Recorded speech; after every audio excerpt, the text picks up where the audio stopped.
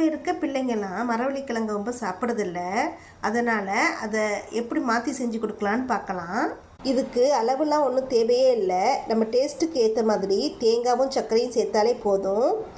மரவள்ளிக்கிழங்கை குறுக்க கட் பண்ணி அதோட நரம்பை எடுத்துட்டு ஒரே சீராக கட் பண்ணி வச்சுப்பேன் க்யூபாக.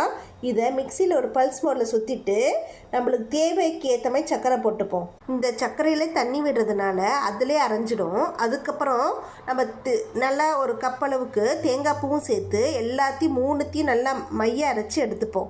இந்த ரெசிபியை நான் இன்றைக்கி ஏன் ஷேர் பண்ணுறேன்னா, எனக்கு 25 சப்ஸ்கிரைபர் கிடச்சிருக்கீங்க.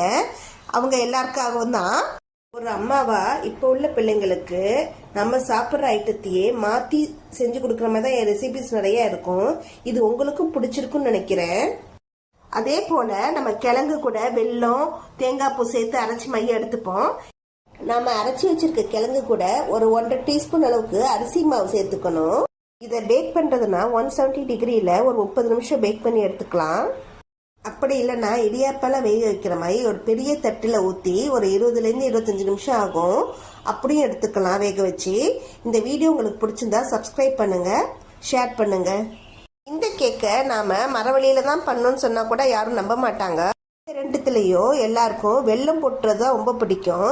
இப்படி ஒரு வாட்டி பர்த்டேக்கு நட்ஸு சீஸ் எல்லாம் போட்டு பண்ணியிருந்தேன். நல்லாவே வந்துருந்துச்சு. நீங்களும் ட்ரை பண்ணி பாருங்களேன்.